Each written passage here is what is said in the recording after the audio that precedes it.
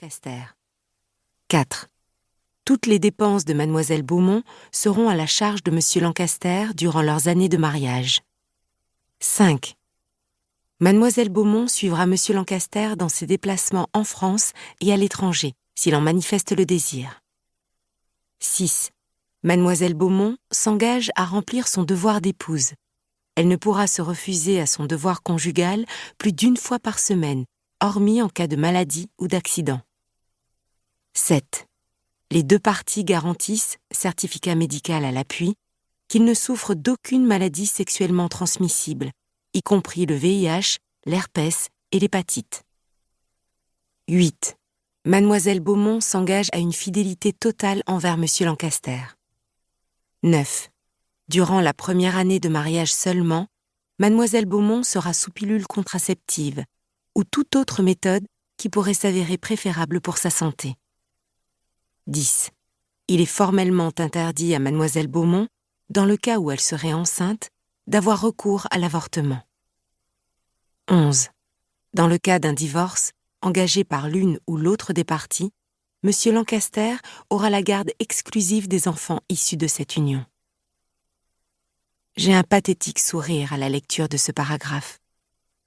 Chaque nouvelle exigence de Monsieur Lancaster m'exhorte à le maudire, et chaque clause de ce contrat est une raison supplémentaire de le détester, de le haïr. Alors j'en viens moi aussi à me haïr et à me détester. Quelle abomination!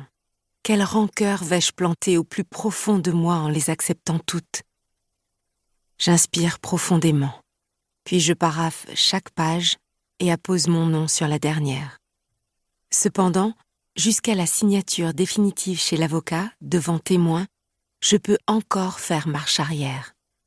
Ensuite, ma vie sera liée à cet homme, ce parfait inconnu.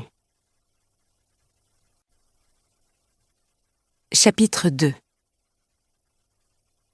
Je jette un œil sur la clientèle du bar-flûte, un endroit cosy où nous avions l'habitude de nous retrouver avant, et où j'ai accepté de retrouver Justine ce soir. Je finis par me détendre en constatant que je ne reconnais personne. Je n'ai aucune envie de croiser une ancienne connaissance.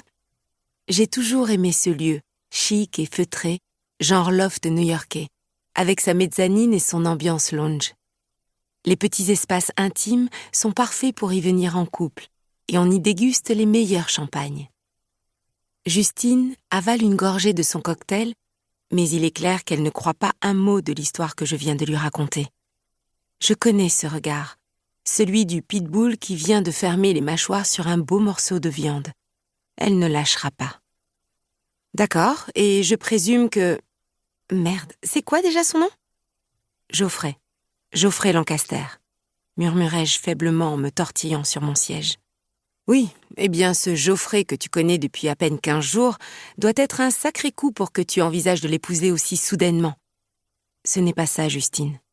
Ouais, un véritable coup de foudre, me coupe-t-elle en parlant encore plus fort. Mais dis-moi, qu'est-ce qu'il te fait de si particulier pour que tu aies complètement perdu la tête? Merde, Angéline, tu te rends bien compte que même si c'est le coup du siècle, ce n'est pas une raison suffisante pour l'épouser, non?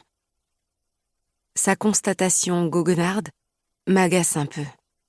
Je sens que cela va être plus compliqué que prévu. Le rendez-vous chez l'avocat est déjà fixé, et si je signe, le mariage suivra dans la foulée. Ma décision est irrévocable, mais j'ai besoin que Justine et Sarah soient présentes à mon mariage. Il faut qu'elles soient là, toutes les deux.